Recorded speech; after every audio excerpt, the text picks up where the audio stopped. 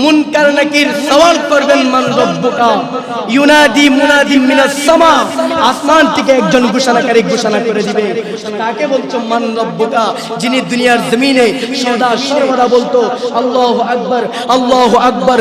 বন্ধু ডাক দিয়েছে চলো মেলায় যাই, মেলায় যাই, মেলায় গেলে আমার গুনাহ হবে, মেলায় গেলে আল্লাহ নারাজ হবে।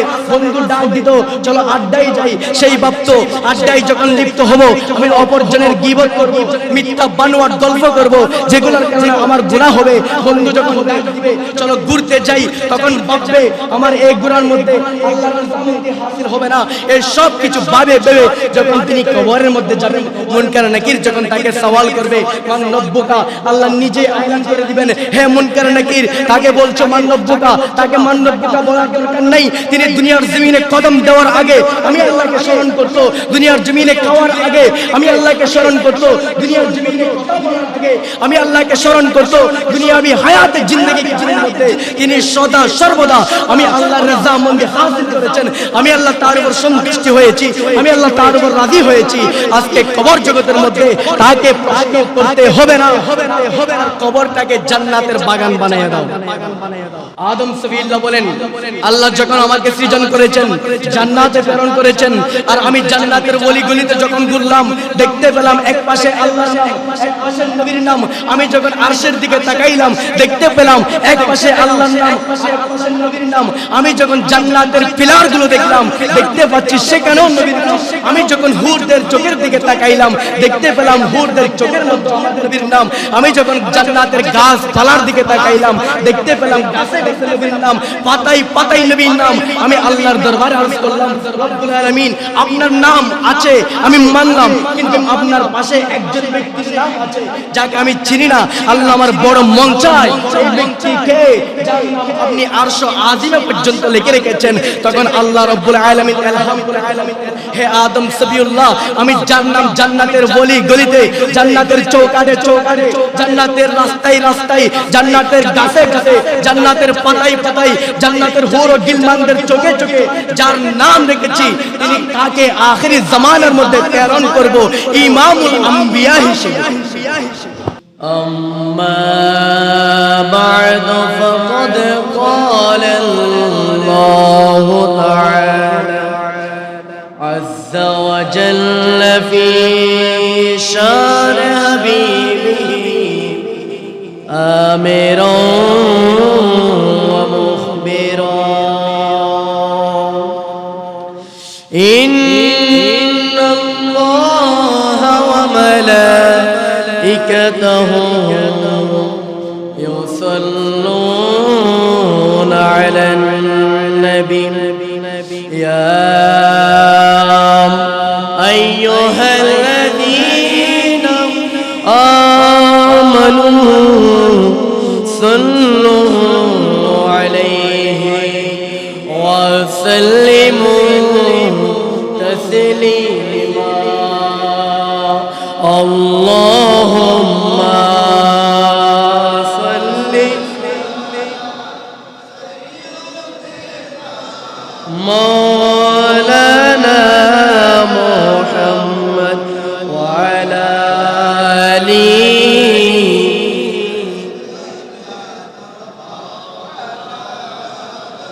আরেকটু জোরে মোহাব্বতের আওয়াজে বলুন আল্লাহুম্মা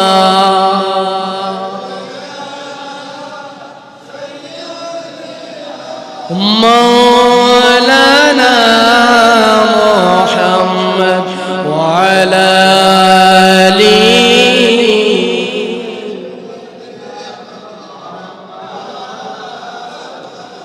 عيد ميلاد النبي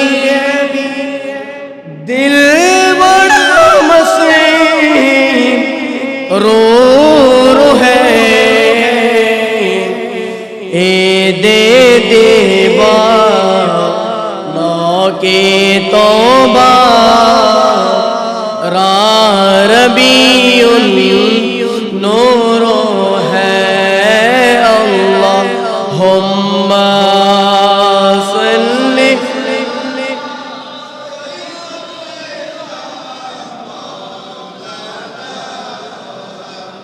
وعلى آله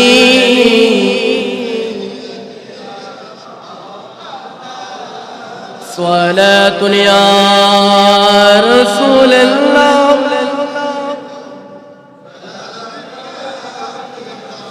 इस तरफ जो नूर है तो उस तरफ भी नूर है जर्रा जर्रा सब जहां का नूर से मामूर है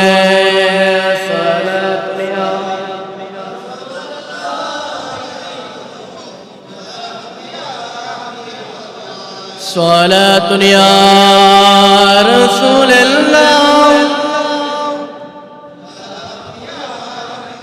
जश्न मीलादुन्नबी है क्यों न झूमे आज हम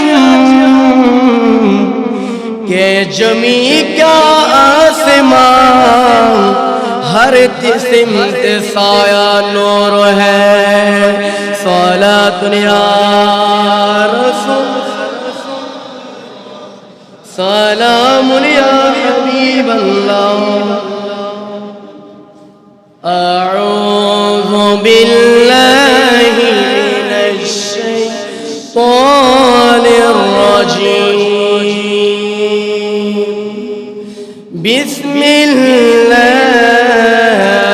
बिस्मिल्लाहिर रहमानिर रहीम कुल्लु नफ्सिन ज़ाइक़ातुल मौत सदक़ल्लाहुल मौलानाल अज़ीम व सदक़ रसूलुहुन नबियुल हबीबुल करीम व नहनु अला ज़ालिका लमिनश शाहिदीन والشاكرين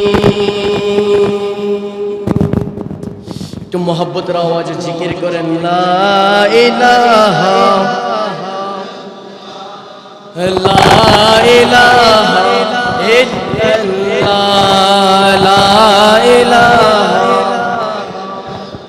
আর জোরে মোহাব্বত নিয়ে লা ইলাহা লা ইলাহা ইল্লাল্লাহ লা ইলাহা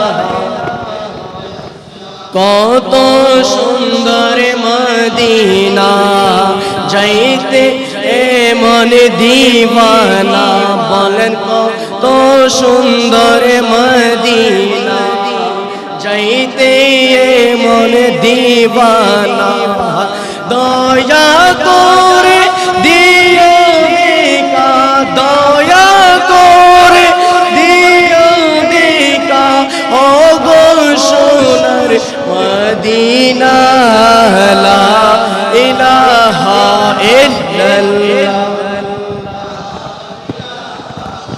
ইল্লাল্লাহ লা ইলাহা বাজান সাদ্দাতি জান্নাতি বানাইলো মনের মতো সাজাইলো সাদ্দাতি জান্নাত বানাইলো মনের মতো সাজাইলো হা একটি কদম রাতের পড়ি একটি কদম রাতের পড়ি আজরাইল তুমি আল্লাহ পাঠাইলা লা ইলাহা বলেন লা ইলাহা আর জোরে লা ইলাহা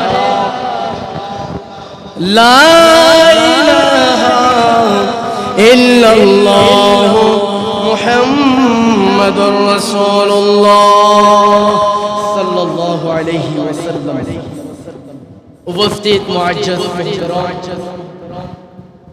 সম্মানিত মুসল্লিয়ান আযম নওজওয়ান ভাইরা বাবার বয়সী মুরব্বিয়ান আযম ছোট ছোট কচি কাঁচা মাসুম বাচ্চারা ফরদানশীন মা ও বোনেরা, আসসালামু আলাইকুম ওয়া রাহমাতুল্লাহি ওয়া বারাকাতুহু। মহান মুনিবের আলিশান দরবারে পাকে অসংখ্য অগণিত শুকর জ্ঞাপন করছি যে মহান মুনিব মাওলা সুস্থ শরীরে সফরুল খাইর মাসের আখেরি জুমা আদায়ের লক্ষ্যে হাজারো বিজি ব্যস্ততা পরিহার করে আল্লাহর ঘর থেকে এলান হওয়ার সাথে আল্লাহর ডাকে সাড়া দিয়ে জুমার নামাজ আদায়ের লক্ষ্যে আল্লাহর ঘর মসজিদে আসার বসার তৌফিক দান করেছেন।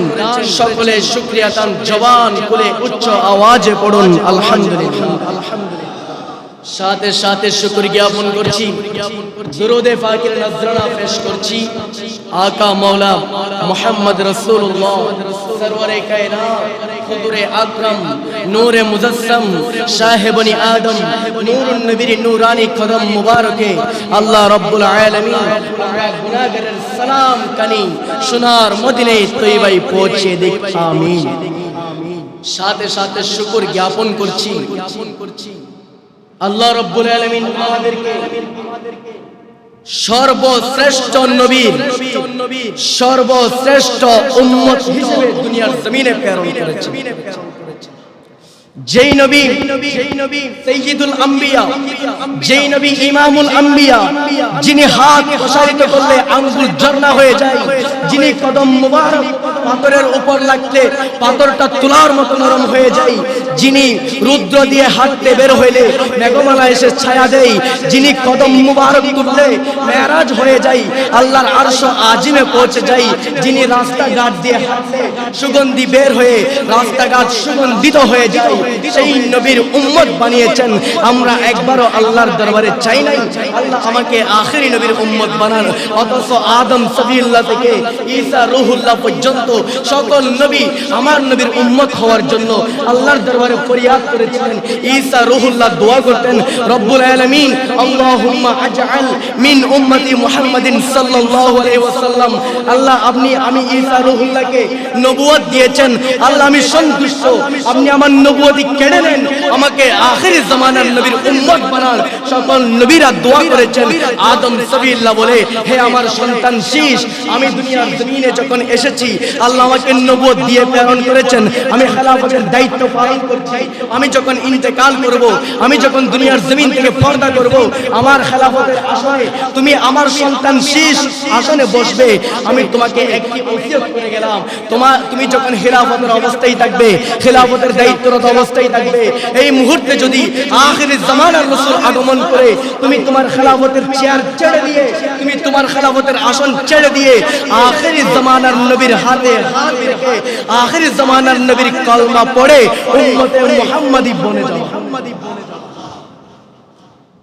আদম সফিউল্লাহর সন্তান আরজ করতে লাগলেন, বাবা আপনি মাত্র একজন নবী দুনিয়ার জমিনে এসেছেন, আর কোন নবী এখনো পর্যন্ত আল্লাহ দুনিয়ার জমিনে প্রেরণ করেন নাই, কিন্তু আপনি আমাকে আখেরি নবীর সংবাদ দিচ্ছেন, এই সংবাদ আপনি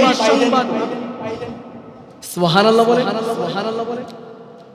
আদম সফিউল্লাহ বলেন, আল্লাহ যখন আমাকে সৃজন করেছেন, জান্নাতে প্রেরণ করেছেন, আর আমি জান্নাতের অলিগলিতে যখন ঘুরলাম দেখতে পেলাম এক পাশে আল্লাহর নাম, এক পাশে নবীর নাম।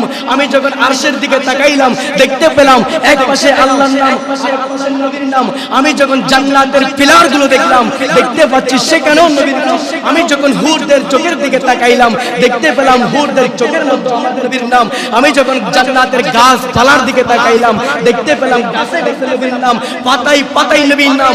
আমি আল্লাহর দরবারে আরজ করলাম, রব্বুল আলামিন আপনার নাম আছে আমি মানলাম, কিন্তু আপনার পাশে একজন ব্যক্তির নাম আছে যাকে আমি চিনি না। আল্লাহ আমার বড় মন চায় সেই ব্যক্তিকে যার নাম আপনি আরশ আজিমে পর্যন্ত লিখে রেখেছেন। তখন আল্লাহ রব্বুল আলামিন আলহামদুলিল্লাহ, হে আদম সফিউল্লাহ, আমি যার নাম জান্নাতের গলি গলিতে, জান্নাতের চৌকাঠে চৌকাঠে, জান্নাতের রাস্তায় রাস্তায়, জান্নাতের গাছে গাছে, জান্নাতের পাতায় পাতায়, জান্নাতের হুর ও গিলমানদের চোখে চোখে যার নাম রেখেছি, তিনি তাকে আখেরি জামানার মধ্যে প্রেরণ করব ইমামুল আম্বিয়া হিসেবে। আর একটু জোরে বলেন আমরা না চাইতে আল্লাহ আমাদেরকে সেই নবীর উম্মত বানিয়েছেন আলহামদুলিল্লাহ। কোরআনে কারীমের একটি আয়াতে কারীমা তেলাওয়াত করেছি, যে আয়াতের মধ্যে আল্লাহ রাব্বুল আলামিন সমগ্র মানব জাতিকে উদ্দেশ্য করে বলছেন কুল্লু নাফসিন যায়িকাতুল মাউত। বান্দা যাদেরকে আমি হায়াত দিয়েছি, যাদেরকে আমি রূহ দিয়েছি, যাদেরকে আমি বডি দিয়েছি, জিসিম দিয়েছি, যাদেরকে মানব রূপে মানব জাতি বানিয়ে দুনিয়ার জমিনে প্রেরণ করেছি, তোমাদের উদ্দেশ্যে আমি সংবাদ দিয়ে দিচ্ছি, হে আমার উম্মতেরা, হে মানব জাতিরা, তোমরা শুনে রাখো, কুল্লু নাফসিন, সকল নফসকে, যায়িকাতুল মাউত, মৃত্যুর স্বাদ গ্রহণ করতেই হবে। মৃত্যু এটা স্বাদ, তো কাদের জন্য স্বাদ? আল্লাহর নবী হাদিসে মুবারাকার মধ্যে বলেন, আল্লাহর নবী বলেন তুফাতুল মুমিনিল মাউত, তুহফাতুল মুমিনিল মাউত, মৃত্যু হচ্ছে মুমিনদের জন্য স্বাদ। এই স্বাদের মজা পাবে শুধু তারা যারা ঈমান এনেছে, যারা মুমিন হয়েছে, যারা মুসলিম বনেছে, যারা নবীজিকে মানার মতো মেনেছে, যারা আল্লাহর ইসলামকে জানার মতো জেনেছে, মানার মতো মেনেছে, মানার পরে ইসলামে দাখিল হয়েছে, ঈমানে হুব্বে মুস্তাফা হাসিল করে মুমিন বনেছে।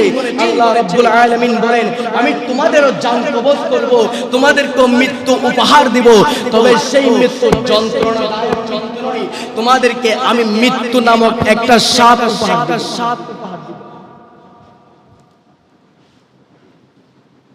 একটা স্বাদ উপহার দিবেন, তবে এটাই সত্য, একবার চিন্তা করেন,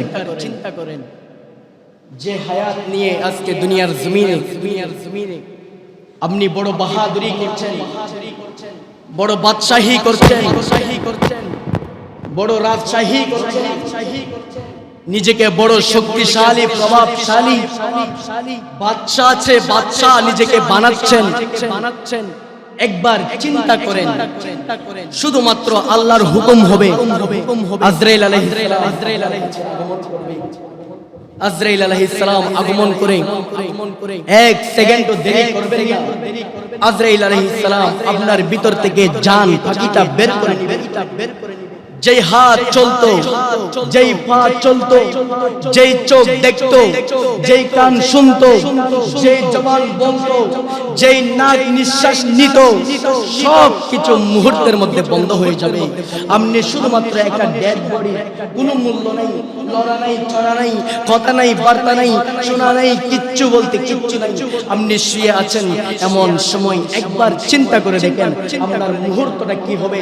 আপনার কাছে লক্ষ টাকা আছে, আপনার কাছে কোটি টাকা আছে, আপনার সন্তানদের হাজার হাজার ব্যবসা বাণিজ্য আছে, আপনার 5 জন সন্তান আছে, সকল সন্তানের 5টা করে বিল্ডিং আছে, সকল সন্তান কোটিপতি হয়েছে, সমাজের মধ্যে বড় প্রভাবশালী হিসেবে চিনে। কিন্তু আপনি বাবার ভিতর থেকে আল্লাহর হুকুমে যখন আজরাইল আলাইহিস সালাম জান পাখিটা বের করে নেবেন, খোদার কসম আপনার সন্তান আপনার 5তলা বিল্ডিং এর মধ্যে ছোট্ট একটা ঘর আপনার জন্য দিবে না।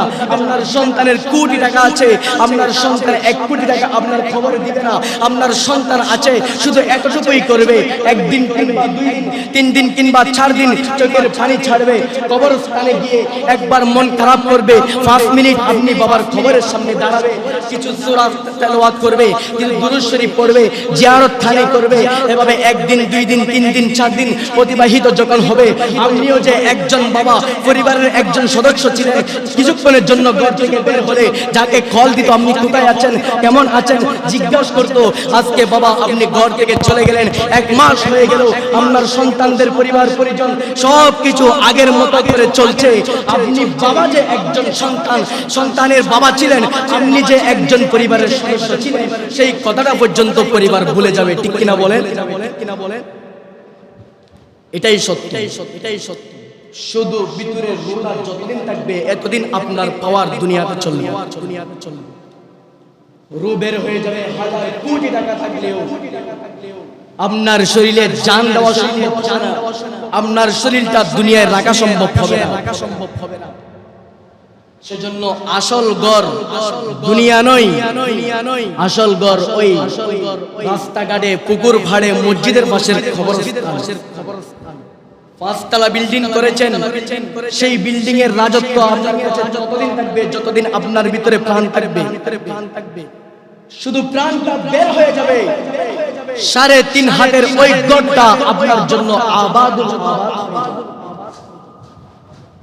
সেজন্য এই দুনিয়াবি হায়াত, দুনিয়াবি জীবন শক্তির অপব্যবহার করে, অন্যের উপর জুলুম করে, নিজেকে জালিম বানিয়ে দুনিয়ার জমিনে যেমন কথা বলবেন, সব করবেন, সব কিছুর জাররা জাররা পরিমাণ আপনাকে কবরে, হাসরে, মিজানে, কিয়ামতের ময়দানে জাররা জাররা পরিমাণ হিসাব দিতে হবে। কদম দেওয়ার আগে আমার কদম কোন দিকে যাচ্ছে, কথা বলার আগে চিন্তা করবেন আমার কথা কার বিরুদ্ধে যাচ্ছে।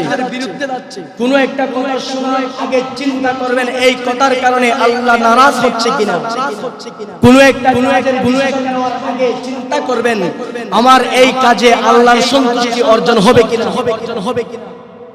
এটাই হলো একজন পাক্কা মুসলমান, একজন পাক্কা মুমিনের যিনি লাগাম ছাড়া হাঁটতে থাকেন, লাগাম ছাড়া বলতে থাকেন, লাগাম ছাড়া শুনতে থাকেন, লাগাম ছাড়া আয় করতে থাকেন, তার ভিতরে মুমিনিয়ত নাই, তার ভিতরে মুসলমানিয়ত নাই। কারণ যে মুসলমানদেরকে আল্লাহ রাব্বুল আলামিন এই দুনিয়াকে একটা মুসাফিরখানা হিসেবে প্রেরণ করেছেন। এখানে মুসলমানরা যা চাই তা করতে পারবে না, কাফেররা যা চাই করতে পারবে। আল্লাহর নবী রাহমাতুল লিল আলামিন বলেন এই দুনিয়া হলো মুসলমানদের জন্য কয়াতখানা এবং কাফের মুশরিকদের জন্য বেহেশত। কাফের মুশরিকরা দুনিয়ার জমিনে যা চাই তা করবে, যা ইচ্ছা তা বলবে, যা ইচ্ছা করবে, যা খুশি যেমন খুশি করতেই থাকবে। আর মুমিন যারা, তারা কোনো একটা কাজ করার আগে চিন্তা করবে। সেজন্য মুমিনদের জন্য এই দুনিয়া হলো আর কাফেরদের জন্য বেহেশতখানা। মুমিনরা এই জেলখানা থেকে যখন কবরে যাবে, এই কঠিন দুনিয়াবি জীবন পার করে যখন কবরে যাবে, মুনকার নাকির যখন তার কবরে আসবে, আল্লাহ রাব্বুল আলামিন বলেন মুনকার নাকির যখন তার কবরে আসবে, মুনকার নাকির যখন সওয়াল জবাব করবে, ওই বান্দা যদি দুনিয়ার জমিনে সৎ থাকে, ওই বান্দা যদি দুনিয়ার জমিনে নামাজ থাকেন, ওই বান্দা যদি দুনিয়ার জমিনে ইবাদত গুজার থাকেন, মুনকার নাকির সওয়াল করবেন মান রব্বুকা, ইউনাদি মুনাদি মিনাস সামা, আসমান থেকে একজন ঘোষণাকারী ঘোষণা করে দিবে। তাকে বলছো মান রব্বুকা, যিনি দুনিয়ার জমিনে সদা সর্বদা বলতো আল্লাহু আকবার, আল্লাহু আকবার।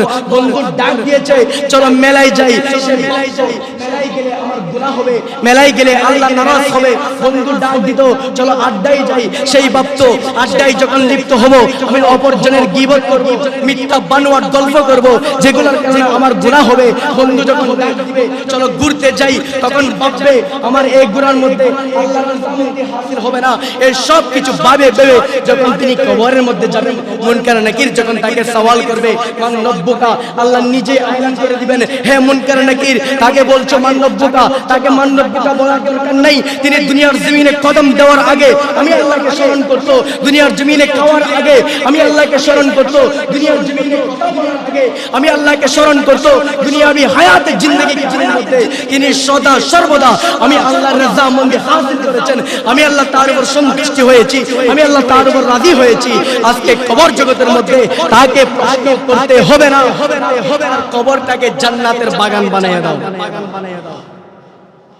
সেই কাজ আপনাকে দুনিয়াবি জীবনে করতে হবে।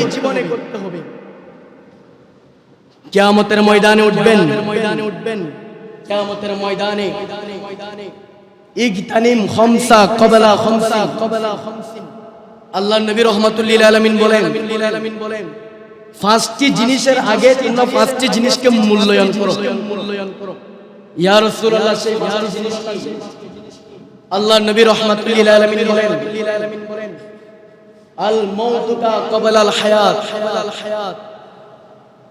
মৌতের আগে হায়াতকে মূল্যায়ন করো। ওয়া গিনাকা ক্বাবলা ফাকরিকা, গরীব হয়ে যাওয়ার আগে ধনী, এটাকে মূল্যায়ন করো।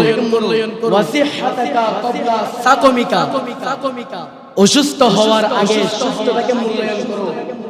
ওয়া শাবাবাকা ক্বাবলা হারামিকা, যৌবন বয়সে বৃদ্ধত্ব আসার আগে যৌবনকে মূল্যায়ন করো।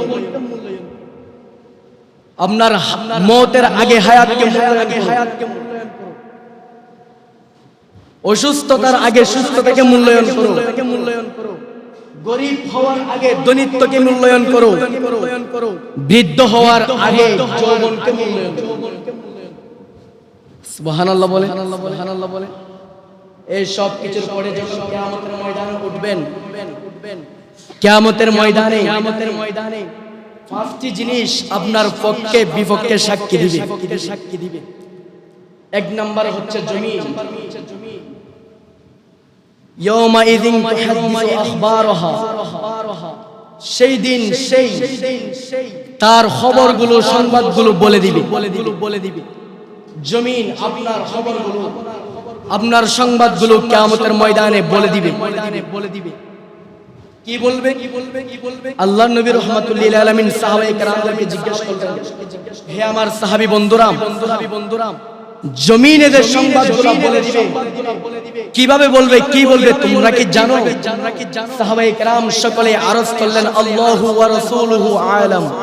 ইয়া রাসূলুল্লাহ, আমরা জানলেও আমাদের জবান বন্ধ রেখেছি, কারণ আমাদের বিশ্বাস আমাদের চেয়ে আল্লাহ এবং তার রাসূল বেশি জানেন।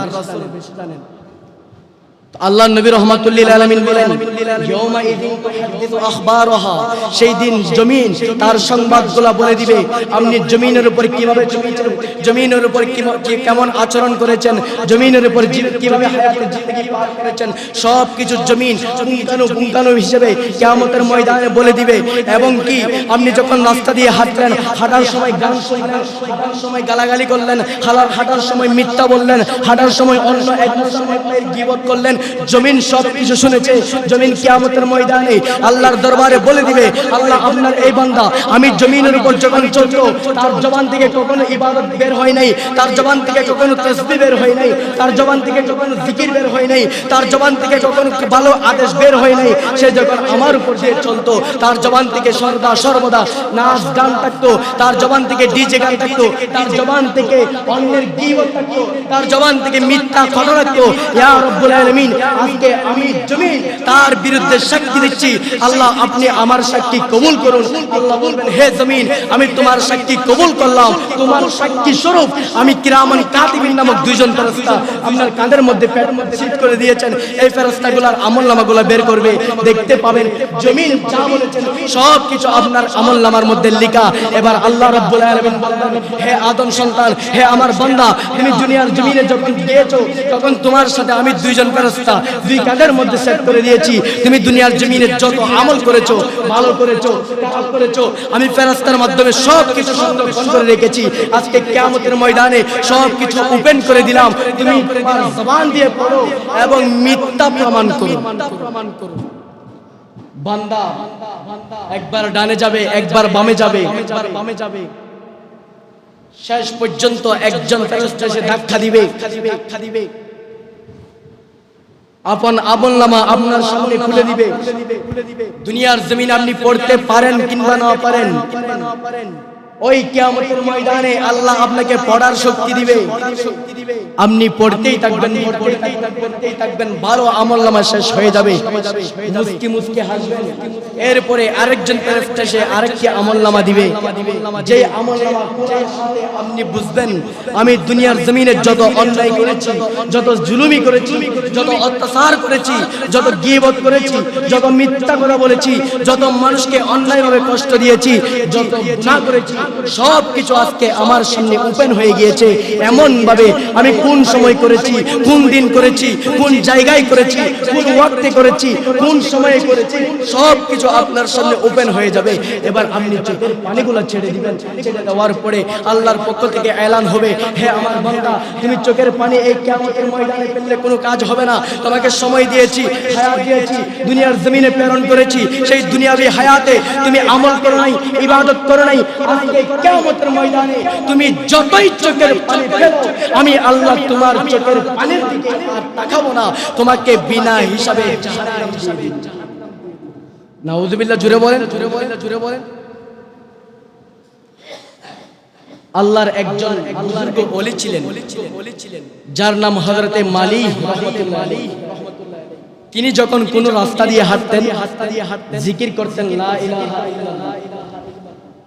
যখন কোন রাস্তা দিয়ে তাড়াহুড়া করে বের হতেন, তিনি যদি লা ইলাহা ইল্লাল্লাহ জিকির করতে ভুলে যেতেন, আবারও পিছনে ফিরে এসে আগের জায়গা থেকে আবারও লা ইলাহা ইল্লাল্লাহ জিকির পড়ে পড়ে তিনি হাঁটতেন।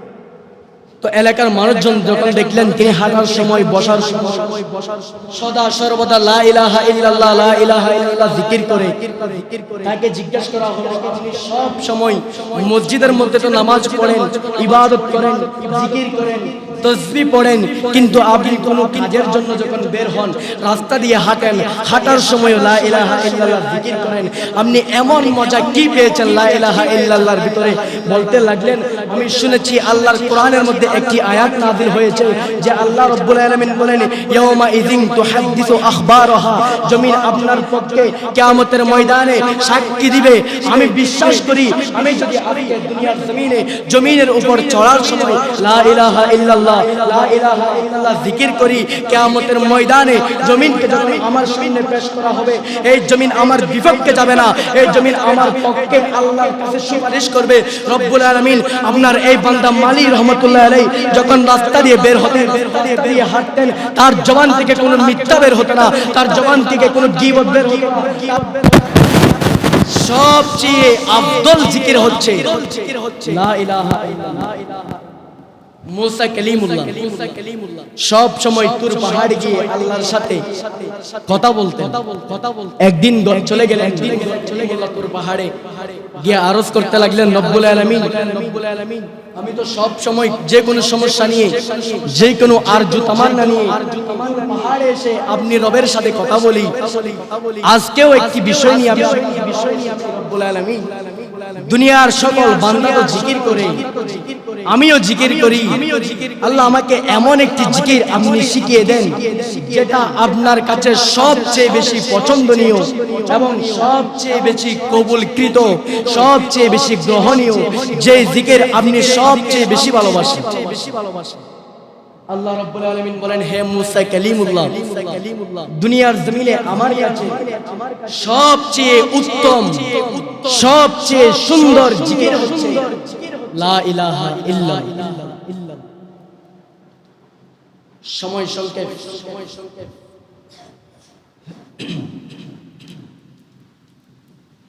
তওবা। আল্লাহ বান্দাদেরকে দুর্বলভাবে খলিকাল ইনসানু দাঈফা, দুর্বলভাবে সৃষ্টি করার পরে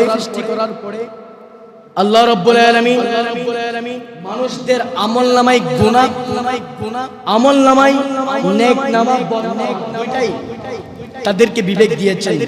বান্দা ভালো করবে এটাও আমলনামায় উঠবে, বান্দা খারাপ করবে এটাও আমলনামায় উঠবে। কিন্তু বান্দাদের ভালো নামার জাযা আল্লাহ দুনিয়াতেও দিবে, আখিরাতেও দিবে, কবরেও দিবে। বিনিময়, শেষ বিনিময় হিসেবে আল্লাহ বান্দাকে জান্নাত দিবে। কিন্তু গুনাহ যখন করেছে বান্দাদের জন্য আল্লাহর নাম একটা রহমান, আরেকটা রহিম, আরেকটা গফফার। আল্লাহ রাব্বুল আলামিন বলেন, হে বান্দা, গুনাহ যখন করেছো, যখন তুমি বুঝতে পেরেছো, আমি আল্লাহর দরবারে দুই হাত তুলে দাও, চোখের পানি ছেড়ে দাও। যখন মকবুল হয়ে যাবে তোমার জীবনের तमाम গুনাহ, আমি আল্লাহ মুহূর্তের মধ্যে মাফ করে দিব।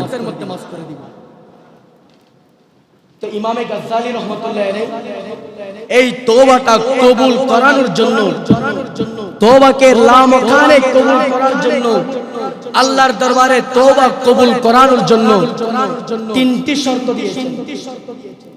তিনি বলেছেন এই তিনটা শর্ত ব্যতীত বান্দা যদি তওবা করে বান্দার সেই তওবা কবুল হবে না।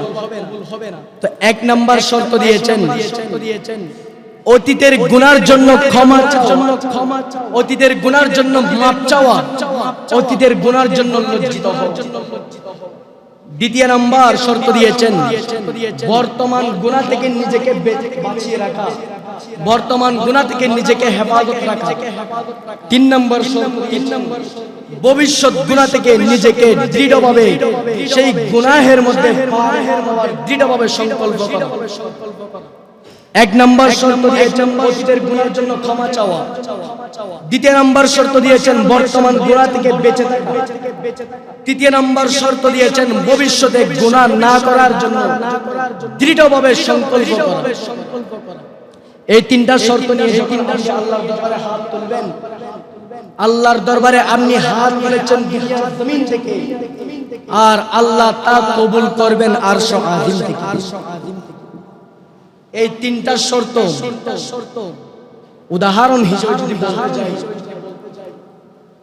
বাংলার জমিনে কাদেরিয়া তরিকার প্রজ্বলিত যিনি করেছেন হুজুর কেবলা আল্লামা সৈয়দ আহমদ শাহ সিরকুল রাহমাতুল্লাহ আলাইহি, এরই ধারাবাহিকতায় বর্তমান মওজুদ হুজুর কেবলা তাহের শাহ সাবের শাহ মাদ্দাজিল্লাহুল আলী যখন বায়াত করেন, বায়াতের শুরুতে তারা একটা কথা বলেন, ইয়া আল্লাহ হাম তওবা করতে हैं तमाम गुनाहों से। কাদেরিয়া তরিকার মধ্যে হুজুর কেবলা তাহের শাহ সাবের শাহ হুজুর কেবলা মাদ্দাজিল্লাহুল আলী যখন বায়াত করেন, সর্বপ্রথম বলেন ইয়া আল্লাহ, হে আল্লাহ हम तौबा करते हैं, আমরা তওবা করছি तमाम গুনাহোं से, সমগ্র গুনাহ থেকে আমরা তওবা করছি, ছোট বড় সকল গুনাহ থেকে তওবা করছি।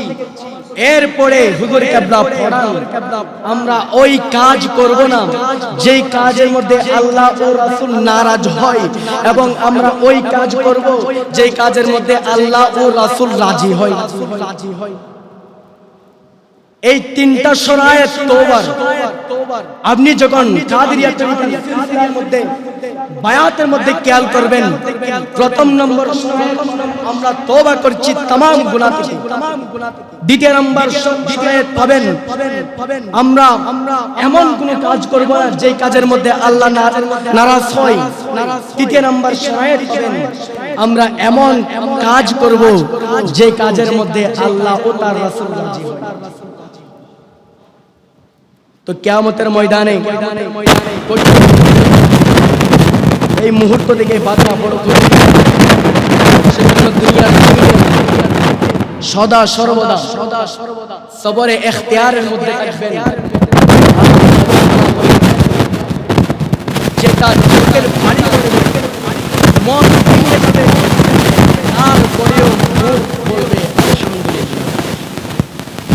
আল্লাহ রাব্বুল আলামিন কোরআনে আয়াতে কারিমা নাযিল করলেন, ওয়ালা সাউফা ইউতিকা রাব্বুকা ফাতিকা, আমার বান্দারা শীঘ্রই তোমার রব তোমাকে এত বেশি দিবে, এত বেশি দান করবে, তুমি খুশি হয়ে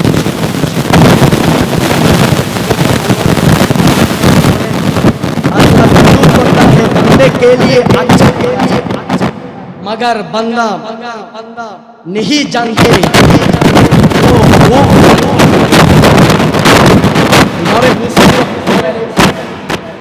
আল্লাহ বান্দার জন্য যা করেন বান্দার ভালোর জন্য করেন, মगर বান্দারা তা বুঝেন না, কিন্তু আল্লাহ সবচেয়ে বেশি বুঝেন।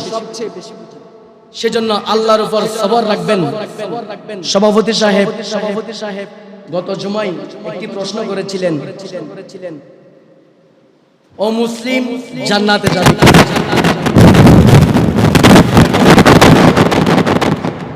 জান্নাতে যাওয়ার প্রধান শর্ত হচ্ছে মুমিন হওয়া। খেয়াল করবেন, জান্নাতে যাওয়ার প্রধান শর্ত হচ্ছে মুমিন হওয়া। আর মুমিন হওয়ার জন্য প্রথম শর্ত হচ্ছে মুসলমান হওয়া। আর মুসলমান হওয়ার জন্য প্রথম শর্ত হচ্ছে কালিমা পড়া, শিরক থেকে বিরত থাকা। এখন বুঝতে হবে যিনি অমুসলিম তিনি মুমিন নয়, মুসলমান নয়। তিনি শিরক থেকে বেঁচে নাই, বরং তিনি হরদম শিরকের মধ্যে লিপ্ত এবং নিজেকে মুশরিক বলেছেন। আল্লাহ রাব্বুল আলামিন কোরআনে কারীমের মধ্যে বলেন, ইন্নাদ দীনা ইনদাল্লাহিল ইসলাম। পৃথিবীর মধ্যে ইহুদি ধর্ম, খ্রিস্টান ধর্ম, নাসারা ধর্ম, অনেক রকমের ধর্ম আছে, কিন্তু আমার কাছে কোনো ধর্ম কবুল হয় নাই, কোনো ধর্মকে আমি আল্লাহ কবুল করি নাই, কোনো ধর্মকে আমি আল্লাহ পছন্দ করি নাই। একটি মাত্র ধর্মকে পছন্দ করেছি, ইন্নাদ দীনা, নিশ্চয় দিন হিসেবে, ইনদাল ইসলাম, আমি আল্লাহ ইসলামকে মনোনীত করেছি। সেজন্য আল্লাহর কাছে একমাত্র মনোনীত, পছন্দনীয়, কবুলকৃত ধর্ম হচ্ছে ইসলাম। এরপরে অন্য একটি আয়াতের মধ্যে আল্লাহ রাব্বুল আলামিন বলেন, ওয়া মান ইয়াবতাগি গায়রাল ইসলাম, যে ব্যক্তি গায়রে ইসলাম, গায়রে ইসলাম মানে ইসলাম ব্যতীত দ্বীন, অন্য কোন দিন পালন করে, অর্থাৎ ইসলাম বাদ দিয়ে অন্য কোন দিন পালন করে, অন্য কোন দিনের ইত্তেবা করে, অন্য কোন দিন অনুসরণ করে, ফালাই ইউকবাল মিনহু, তার পক্ষ থেকে এটা কবুল করা হবে না। ওয়া হুয়া ফিল আখিরাতি মিনাল খাসিরিন, কিয়ামতের ময়দানে সেই ব্যক্তি ক্ষতিগ্রস্তদের অন্তর্ভুক্ত হবে। ওয়া মান ইয়াবতাগি গায়রাল ইসলাম, যে ব্যক্তি ইসলাম বাদ দিয়ে অন্য কোন দ্বীনের ইত্তেবা করলো, ফালাই ইউকবাল মিনহু, তার পক্ষ থেকে এটা কবুল করা হবে না। ওয়া হুয়া ফিল আখিরাতি মিনাল খাসিরিন, কিয়ামতের ময়দানে বান্দা অন্য একটি ধর্ম নিয়ে যখন কিয়ামতের ময়দানে উঠবে, তখন সফল কামদের অন্তর্ভুক্ত হবে না, বরং ক্ষতিগ্রস্তদের অন্তর্ভুক্ত হয়ে নিজেকে জাহান্নামী রূপে তুলবে। আল্লাহর নবী হাদিসের মধ্যে বলেন, ইন্নাহু মান ইউশরিক বিল্লাহি ফাকাদ হারামাহুল্লাহু আলাইহিল জান্নাহ, যেই ব্যক্তি, নিশ্চয় যে ব্যক্তি শিরক করে, ইন্নাহু মান ইউশরিক বিল্লাহ, যে ব্যক্তি আল্লাহর সাথে শরীক করে, ফাকাদ হারামাল্লাহু আলাইহিল জান্নাহ, আল্লাহ তার জন্য জান্নাতকে হারাম করে দেন। তো যিনি অমুসলিম, তিনি সর্বদা শিরকের মধ্যে লিপ্ত। আল্লাহর নবী বলেন, যারা শিরক করে তাদের জন্য জান্নাত হারাম। আল্লাহ কোরআনে বলেন, আমি মনোনীত করেছি একটি ধর্ম, তার নাম ইসলাম। অন্য আয়াতে বলেন, যারা ইসলাম ব্যতীত অন্য ধর্ম পালন করে তারা সফল কাম হবে না, বরং কিয়ামতের ময়দানে তারা ক্ষতিগ্রস্তদের অন্তর্ভুক্ত হবে। তবে ঈমান তিনটা জিনিসের নাম। শরহে আকায়েদে নুসরতির মধ্যে আল্লামা মাসউদ সাদ ইবনে মাসউদ আত-তাজানি রাহমাতুল্লাহি আলাইহি বলেন, ঈমান হচ্ছে তিনটা জিনিসের নাম। এক নম্বর হচ্ছে তাসদিক বিল কলব, দুই নম্বর হচ্ছে ইকরার বিল লিসান, তিন নম্বর হচ্ছে আরকান বিল ফেল। যে ব্যক্তি অন্তরে বিশ্বাস করলো, যে ব্যক্তি মুখে স্বীকার করলো, যে ব্যক্তি কাজের মাধ্যমে বাস্তবায়ন করলো, সেই জন্য পরিপূর্ণ ঈমানে কামেল হলো।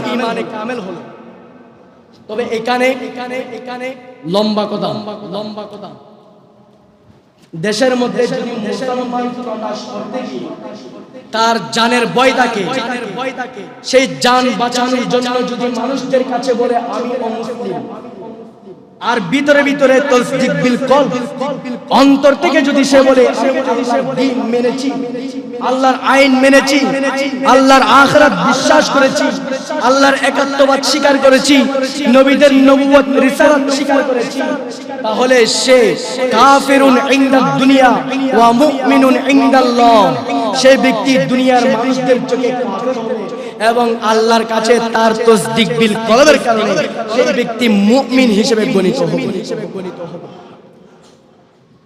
আর যে ব্যক্তি অন্তরে স্বীকার করে নাই, শুধু দুনিয়ার জমিনে বাঁচার জন্য ইকরার বিল লিসান, সে অন্তরে কুফরি, অন্তরে শিরকি, অন্তরে একাত্মবাদ নাই, অন্তরে কোনো রিসালাত নাই, কিন্তু মুখে মানুষদের কাছে প্রিয় হওয়ার জন্য, মানুষদের কাছে পছন্দনীয় হওয়ার জন্য, মানুষদের কাছে সম্মান অর্জন করার জন্য সে ভিতরে কাফের, কিন্তু জবানে ইকরার বিল লিসান, সে জবান থেকে মানুষদেরকে বোঝায় আমি অমুসলিম নই, আমি খ্রিস্টান নই, আমি ইহুদি নই, আমি দেব দেবীর পূজা করি না, আমি এক আল্লাহর পূজা করি, মানুষরাও তা বিশ্বাস করে, তাহলে সেই হবে আল কাফিরু ইনদাল্লাহ ওয়াল মুমিনু ইনদাদ দুনিয়া।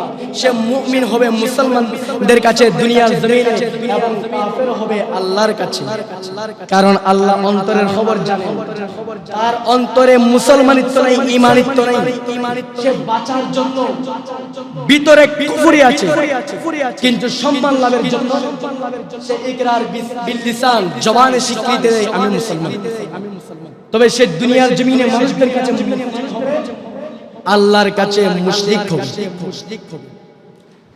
তো এক কথাই হচ্ছে দুনিয়ার জমিনে কিছু আল্লাহর বান্দারা সারা জীবন অমুসলিম ধর্মের অনুসারী ছিলেন, সময় একটু বেশি হয়ে যাচ্ছে, কমা সুন্দর দৃষ্টিতে দেখবেন মসজিদ থেকে বের হয়ে আবার আড্ডাবাজির মধ্যে লিপ্ত হয়ে হুজুরের 1.5 ঘন্টা করে 1 ঘন্টা 30 মিনিট পর্যন্ত আলোচনা করে, এগুলো বলবেন না। ক্ষমা চেয়ে নিচ্ছে, সামান্য সময় বেশি হচ্ছে। এই মসজিদে যতক্ষণ থাকবেন তাসবিহর সওয়াব পাবেন, যতটা নিঃশ্বাস ফেলবেন তাসবিহর সওয়াব পাবেন, যতক্ষণ নামাজের জন্য অপেক্ষা করবেন নফল নামাজের সওয়াব পাবেন।